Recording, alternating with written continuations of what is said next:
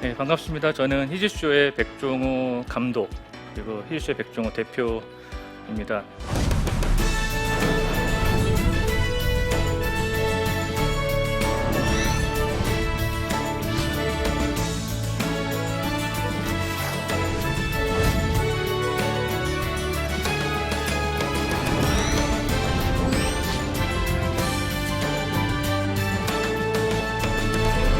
제 삶에 대한 것들을 좀 나누고 싶은데요.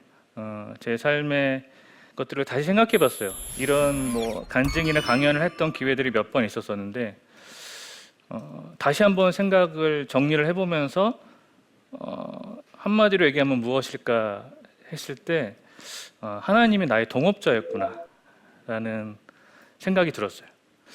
하나님이 나의 동업자라고 생각하면 좀 되게 불경스러운 것 같은데요. 저는 이제 목회자가 아니고 사업을 하는 이제 사업가입니다. 애니메이션 감독이기도 하지만 지금의 역할은 희즈쇼라는 어떤 법인의 대표로서 직원들의 월급을 주고 정책의 뭐 방향을 정하고 콘텐츠를 개발하는 그리고 또 판매하는 그런 일들을 총괄하는 일들을 하고 있는데요. 우리가 생각하기를 하나님이 우리의 왕이시고 아주 높으신 분이시고 우리는 아주 하찮은 존재라고 생각을 하는데 제가 쭉 생각해 보니까 하나님이 저를 통해서 한 15년 정도 함께 하셨던 역사들을 쭉 하나씩 좀 정리해 보니까 한 번도 하나님이 독단적으로 선택하신 적이 없더라고요. 하나님이 저한테 다 물어보시고 제 의견을 구하신 다음에 제가 오케이 하면 가시더라고요. 그래서 하나님이 나의 보스라면 그리고 내가 거기에 종업원이라면 그냥 나한테 의견을 구할 필요가 없을 텐데 하나님은 저한테 굳이 다 물어보시고 내가 싫어요 하면은 가만히 계시고 가겠습니다고 하면은 기다려 주시고 또 힘을 주시고 하셨던 것 같아요. 그래서 그런 이야기들을 한번 해보려고 합니다. 저한테 하나님은 좀 이런 존재예요. 동업자. 지분은 하나님이 51, 제가 49. 그래서 저한테 49는 굉장히 큰 지분 아닙니까? 물론 결정권은 하나님이 최종 결정권을 가지고 계시다고 생각하지만 하나님이 늘 저한테 물어보시고 너 괜찮니? 이거 괜찮아? 그리고 제가 뭘 잘하는지 저보다 더 아시는 거죠. 그리고 그 할 만한 것들을 계속 제안하시고 그것을 제가 납득할 때까지 제가 이해하고 그것들을 받아들일 때까지 기다려주시고 힘을 주시는 분이셨구나 라는 것을 알게 되었습니다. 저희 뭐 어릴 때부터 이야기를 좀 하자면은 저는 만화가게 집의 아들로 태어났습니다. 아버님이 사실 여러 가지 직업을 하셨어요.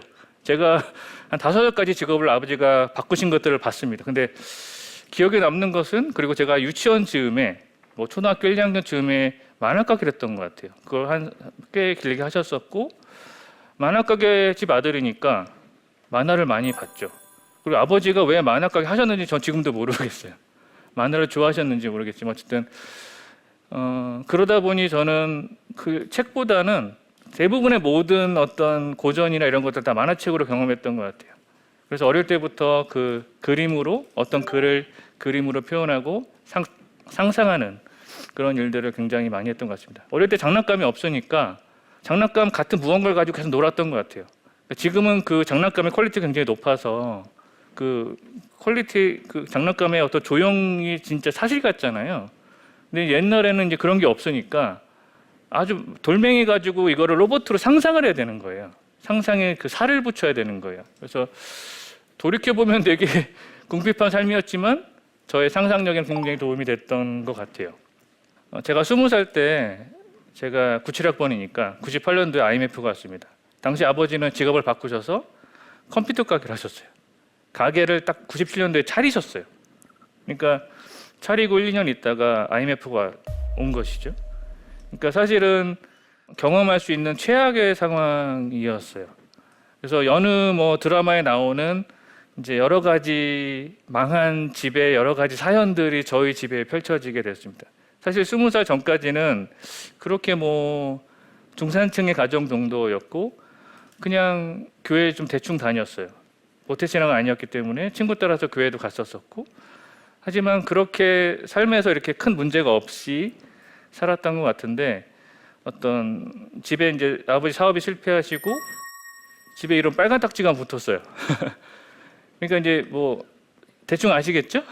어떤 상황들이 펼쳐질지.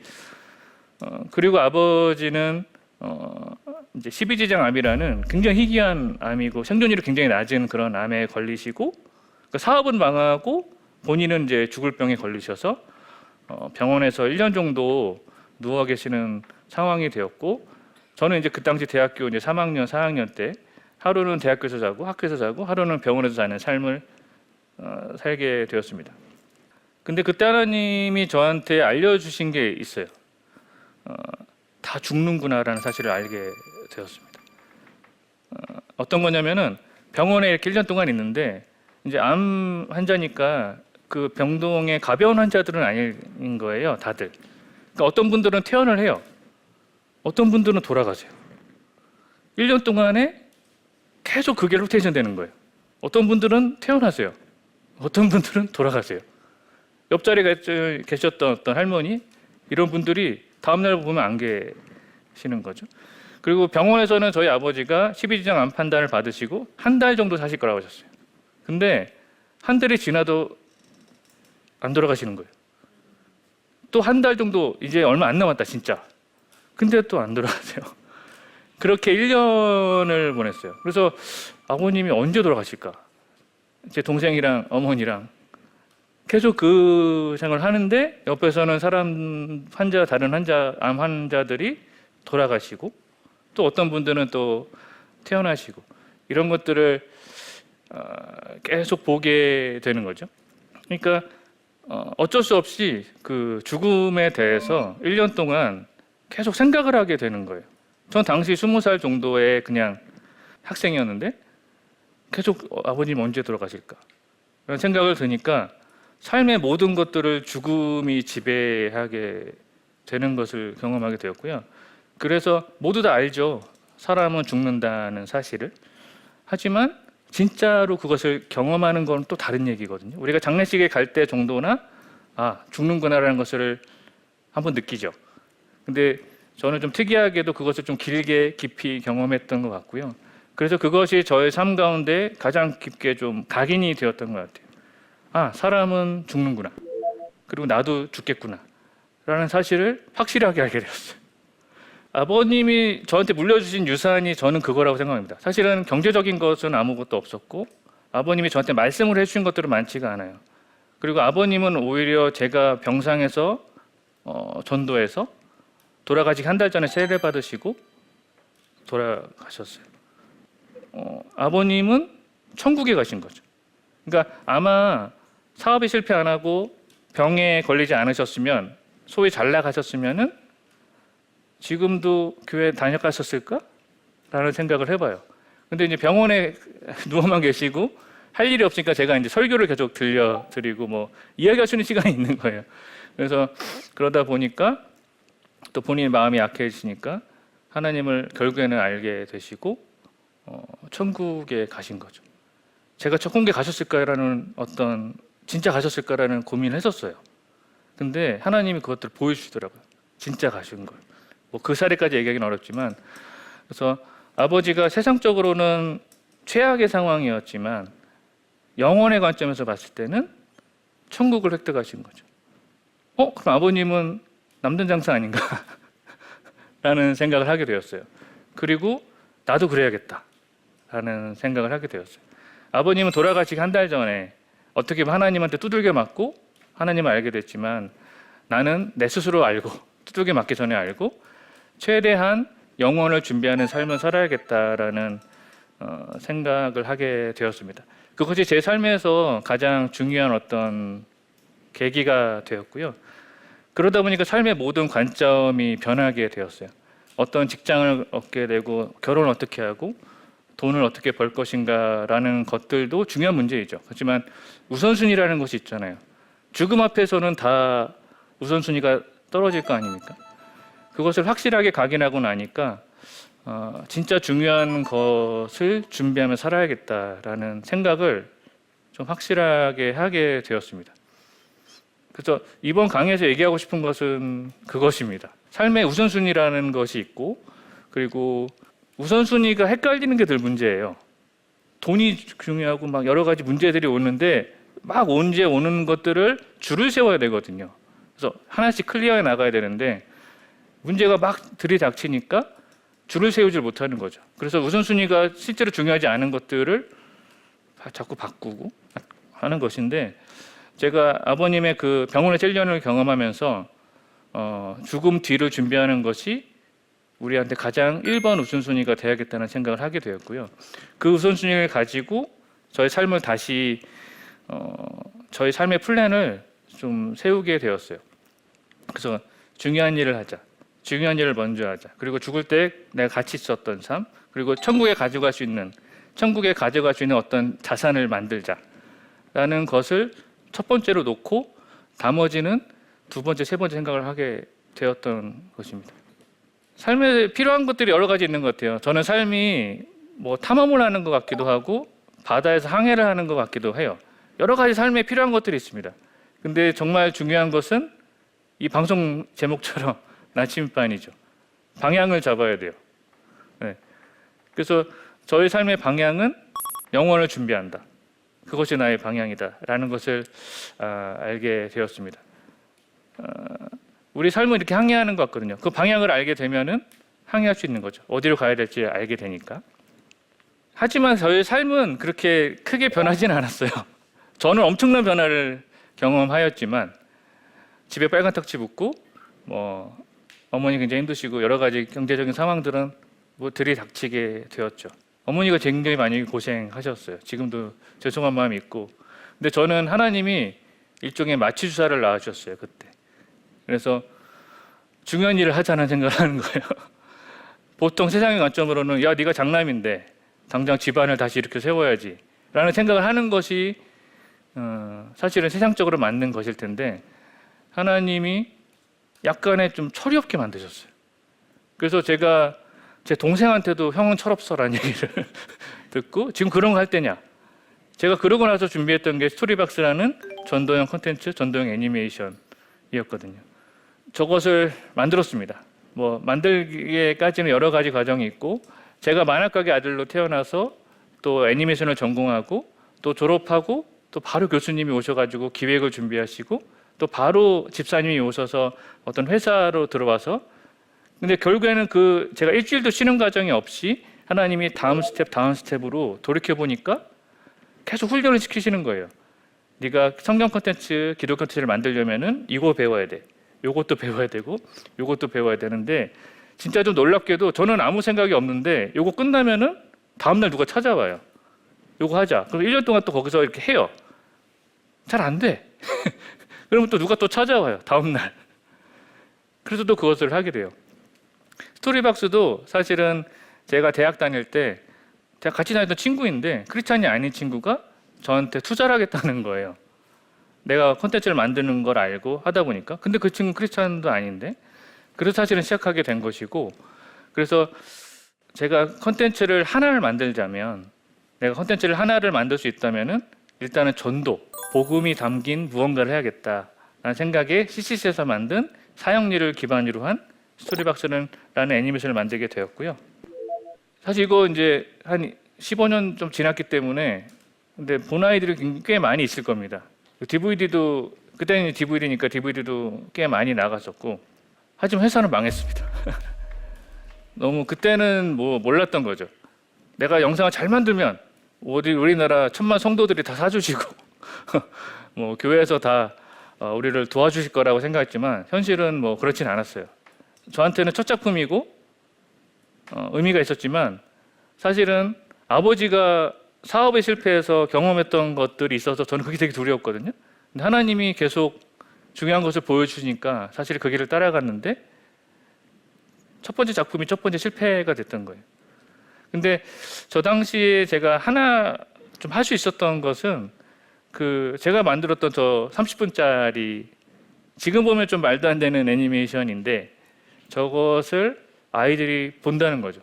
저 당시에는 아이들이 10번을 넘게 보더라고요. 그래서 어떤 아이들은 막 100번을 보는 거예요. 그러니까 그런 얘기를 되게 많이 들었어요. 그래서 이것을 왜 보지? 내가 만든 사람이니까 제일 잘 알잖아요.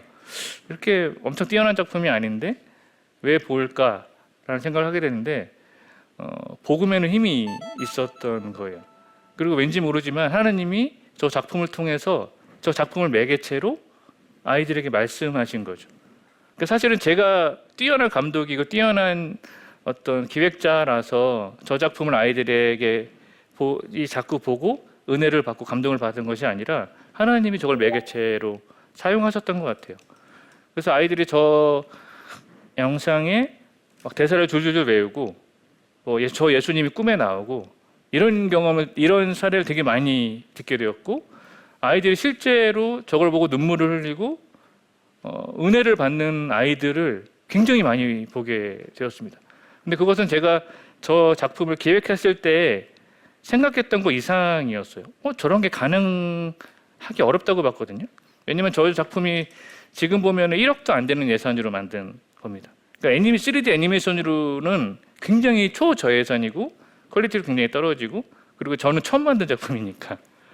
근데 하나님이 그 작품에 역사하셔서 수많은 아이들에게 이제 복음의 씨앗을 심으신 거고, 내가 이것을 했구나라는 것을 알게 되었어요. 내가 할 일은 이거구나. 내가 감동을 주고 내가 은혜를 주고 내 아이의 뛰어난 연출력으로 무언가를 주는 것이 아니라 하나님이 그냥 나의 작품을, 이 허접한 작품을 하나의 매개체로 사용하셔서 아이들에게 역사하는 것이죠. 그래서 수많은 간증이 있었습니다. 물론 회사는 어려워졌어요. 회사는 어려워졌고 저도 어려웠어요. 당시 이제 저게 나올 때 제가 결혼을 했습니다. 제가 진짜 아무것도 없는 결혼을 했어요. 그리고 첫째가 태어났어요. 근데 저 당시 제 한 달 수입이 100만 원이 될까 말까 한 상태인 거죠. 사실 수많은 어떤 은혜를 경험하지만 또 삶의 문제는 또 삶의 문제가 이만큼 있는 거예요. 그 괴리감이 굉장히 컸어요. 이것을 해야 되는데 왜 이렇게 될까?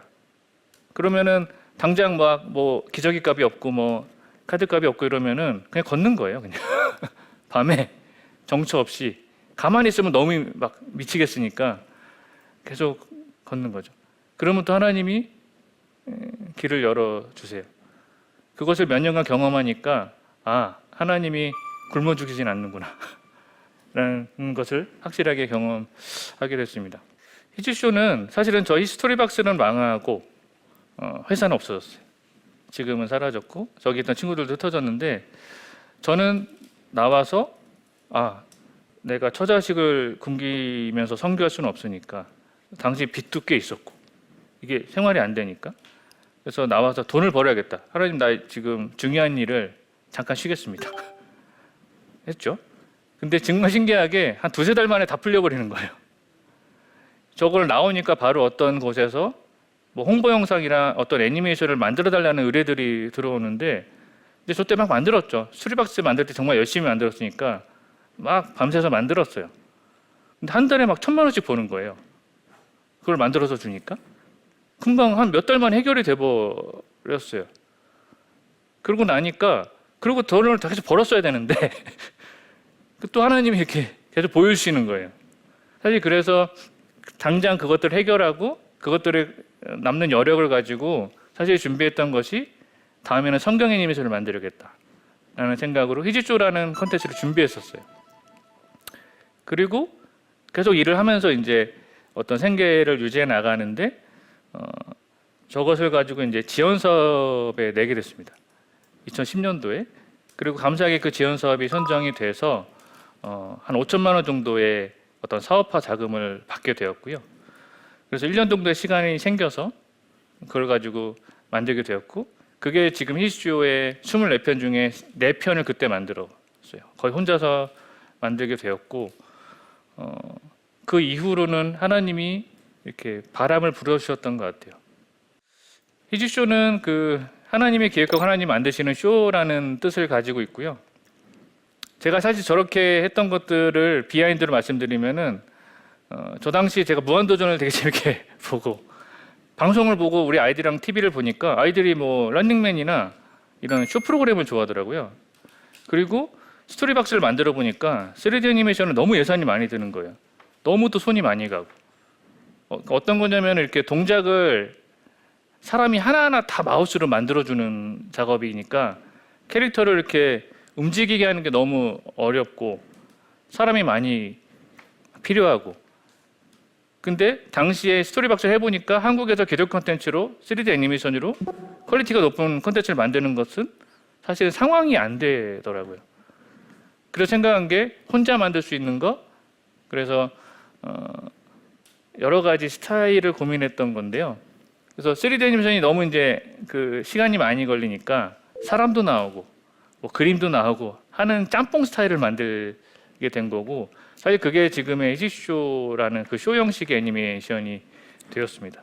2010년도에 히지쇼가 시작이 되었고, 그 이후에 사실은 여러 가지 또 문제들은 많이 있었었고 또 생계적인 문제들이 있었지만 하나님이 바람을 불어주셨고 매년 저희가 지원사업에 선정이 됐어요.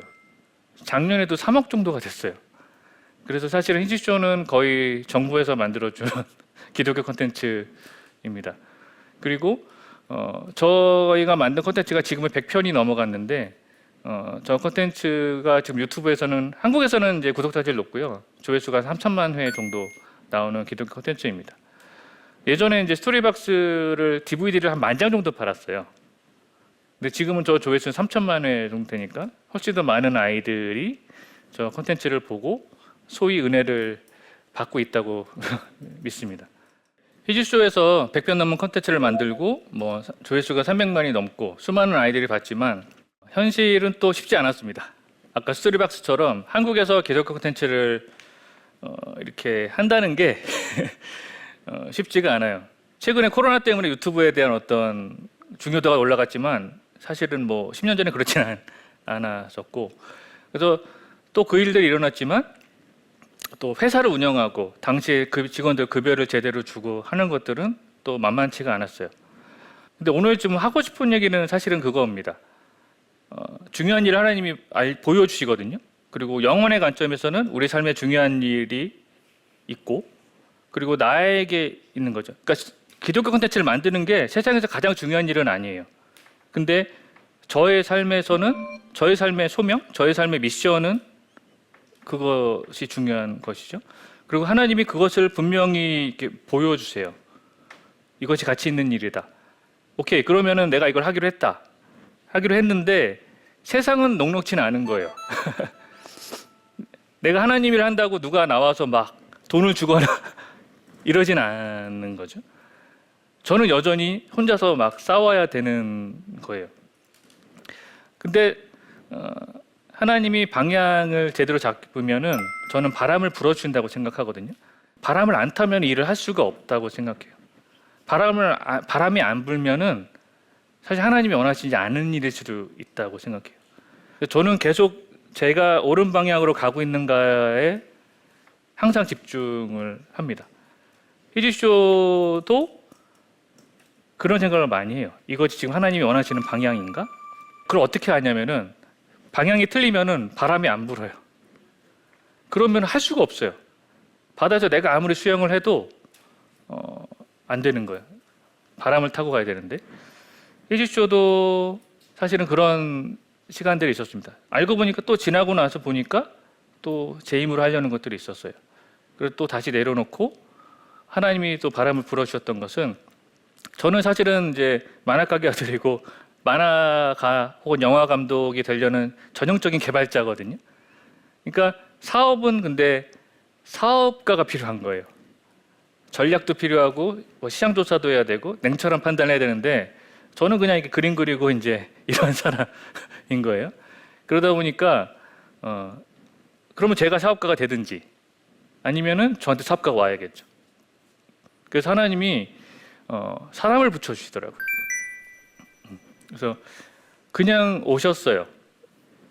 어떻게 보면 일반 업계에서 최고의 전략가이신 분이 누가 소개해 주셨는데 이 일에 도움을 두고 싶다고 하고 공교롭게 저희 동네 사시는 거예요.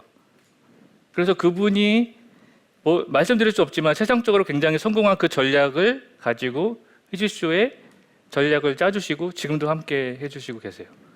새로운 그 전략을 하시는 분이 저희한테 짜주셨던 것은 이제 교육이었어요. 그래서 콘텐츠를 가지고 회사를 운영하는 것이 쉽지가 않으니까 저희가 이제 교육 콘텐츠를 만들기 시작했고 지금의 희지쇼 주일학교가 되었고요. 현재는 이제 한 1,500교회에서 한 5만 명 정도 학생들이 이제 이 커리큘럼을 가지고 주일학교 교육을 받고 있습니다. 사람을 붙여주시고 저희가 매년 어떤 정부 지원 과제들에 선정이 되어서 저희 콘텐츠를 만드는 일도 하고 사실 저희는 지금 VR이랑 AR 콘텐츠를 만들고 있습니다. 네. 사실 그게 다 정부에서 지원하는 여러 가지 프로젝트들이 있는 것이고요. 사실 이제 아직 이게 공개되지는 않은 상황인데 하나님의 계획이신 거죠. 하나님이 보시기에는 제가 2, 3년 전에 저것들을 하면서 이걸 왜 하고 있나? VR을 만든다고 해서 아무도 지금 못 보는데 근데 지금 코로나 상황에서는 상황이 달라진 거예요. 모든 기업들이 그걸 다 준비하고 있어요. 근데 하나님은 저희 동업자시고 51% 지분을 가지고 가장 뛰어난 전략가시니까 이것들을 다 미리 준비하고 계셨던 거죠. 그래서 잠깐 보여드리면은 이런 것들을 저희가 만들고 있습니다. 이런 AR 콘텐츠가 있고요. 이제 이런 성경 인물들이 이제 비추면은 AR로 살아난다거나 하는 것들을 만들고 5G를 이용해서 실시간 다운로드로 이제 증강현실이 펼쳐지는 콘텐츠들을 만들고 있습니다. 성막이에요. 성전. 예. 저거를 지금 VR로 보는 겁니다. 저게 VR로 보는 그런 성전들이 있고요. 그리고 성경 이야기에 주요한 것들 저희가 애니메이션으로 만들었던 것들을 지금은 VR로 실제로 이거 쓰고 보면은 제 앞에서 이제 골리앗 창이 왔다 갔다 막 하는 것이죠.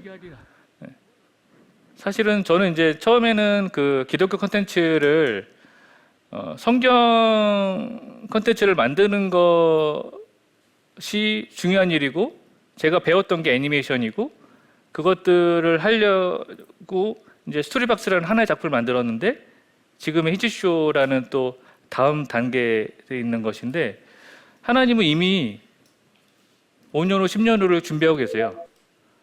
사실은 이런 것들이 앞으로는 미래일 것이고요. 우리 아이들은 지금 유튜브 보는 것처럼 VR을 끼고 친구들과 소통하고 요새 많이 얘기하는 메타버스라는 개념을 우리 아이들은 아주 어릴 때부터 경험하면서 그것이 당연한 것처럼 살아가게 될 것입니다. 희지쇼는 사실은 하나님이 이런 것들을 준비하고 계시고 희지쇼가 그런 것의 도구로 사용되어져서 이런 것들을 준비하고 있는 것입니다. 네, 저희가 뮤지컬도 있었었고요. 이 콘텐츠는 저희 희주 유튜브에서 가장 조회수가 높은 건데 1,000만이 넘어요. 네, 근데 지금은 이제 댓글이 없어졌는데 그 댓글의 60%가 스페인어로 달리는 거예요.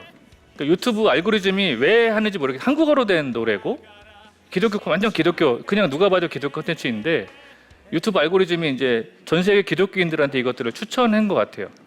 그러니까 전 세계의 어떤 기독교인들 아이들이 댓글을 막 다는 거예요. 은혜 받았다. 그러니까 검색해 보면 막 그런 내용이에요.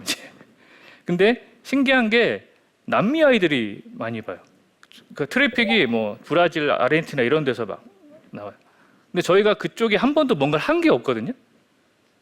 네, 근데 그 아이들이 한국어로 된 음악을 하면서 비디오는 이제 딱 보면 이제 기독교 거니까 하고 은혜를 받는 것이죠.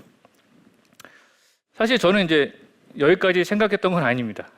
저는 그냥 기독교 콘텐츠 청경 애니메이션 만들고 이 정도까지만 하면 충분히 의미 있게 살지 않았는가라는 생각을 하는데 하나님은 계속 다음 스텝을 보여주시는 게 아까 보여드렸던 것처럼 뭐 AR, VR로 성경을 전하는 것 또 하나는 선교예요. 지금은 유튜브로 선교의 시대가 열린 것이죠. 근데 성경 콘텐츠가 거의 없어요. 미국에서 나오는 거 일부 뭐 우리 한국에서는 저희가 만드니까 저희께 있지만 소위 선교지 언어로 된 것은 거의 없는 거죠. 그래서 사실은 저희가 하는 일은 저희 성경 콘텐츠를 이렇게 선교지로 보내는 일들을 준비하고 있습니다. 지금은 이제 이런 실물 블록이나 장난감들을 보내고 있는데 지금 준비하는 것은 뭐 아랍어, 힌두어, 터키어 등의 선교지 언어로 유튜브 콘텐츠를 그냥 올리는 거죠. 그러면 그 아이들이 그 콘텐츠를 보고 저도 실제로 현장을 못 가겠지만 어쨌든 조회수를 보여주겠죠. 그래서 이런 것들을 하나님이 기획하고 계시고 사실 저는 이렇게까지 생각을 하지는 않았어요. 근데 하나님이 중요한 일을 보여주시고 하나님이 저의 동업자가 되어 주시고 그 후로 하나님은 자꾸 더 큰 일을 자꾸 벌리세요. 사업적으로. 그래서 아주 힘들어요. 내가 그 일을 해야 되니까. 근데 처음에 스토리박스 때 뭐 만장의 DVD, 지금 뭐 히쇼 유튜브 채널에서 한 3천만의 조회수. 근데 이것이 글로벌로 가게 되면 훨씬 더 큰 파급이 될 거고, 그것은 사실 제가 예상하지 못하는 영역입니다. 그래서 굉장히 두렵기도 하고, 사실 저는 지금 정도면 되겠는데 하나님이 자꾸 일을 벌리시는 거예요. 그리고 자꾸 막 VR도 하라 그러고 막 이제 이런 것들을 하게 되는데 모르겠습니다. 두렵기도 하고 한편으로 굉장히 신나요. 하나님이 준비하시고 기대하게 하는 삶을 이슈를 통해서 살고 있습니다. 예, 오늘 준비한 강연은 이걸로 마무리를 하고요. 혹시 궁금하신 분 질문 주시면. 아이들이 기독교 콘텐츠보다는 세상의 콘텐츠에 더 관심이 많습니다. 기독교 콘텐츠에 더 많은 관심을 가질 수 있는 좋은 방법이 있을까요? 저는 10살 전에는 부모님이 콘텐츠를 이렇게 제어할 수 있다고 생각해요. 근데 10살이 지나면 아이들이 본인이 원하는 것들을 보려고 하거든요. 그래서 저는 10살 전에, 또 요새 아까 아이를 보면 한 2~3살부터 콘텐츠를 보니까 사실은 뭐 한 2~3살부터 10살 사이에 부모님이 콘텐츠를 선택할 수 있는 시기에 가능한 이런 좋은 콘텐츠들을 많이 보여주는 것이 중요하다고 생각합니다. 아까 그 아이도 그 영상의 어떤 대사나 이런 것들을 의미는 몰라도 무의식 쪽에 각인이 되는 거거든요. 그리고 복음은 이제 그 씨앗이 심겨지면 그 씨앗에 힘이 있다고 믿어요.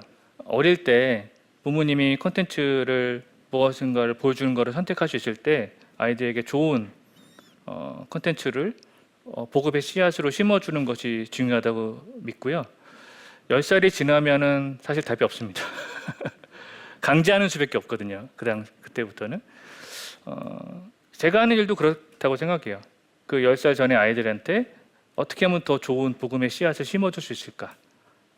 근데 그것이 아이의 삶 가운데 언젠간 열매를 맺는 것 같아요. 네. 하지만 누군가는 그 씨앗을 심어야 되거든요. 열매를 보지 못하도 누군가 씨앗을 심어야 되니까 사실 부모님이 콘텐츠에 대한 어떤 태도는 지금은 강제하는 것들은 쉽지가 않은 상황이기 때문에 저는 그 골든타임을 놓치지 마라 라고 말씀드리고 싶습니다. 강연을 마치도록 하겠습니다. 감사합니다.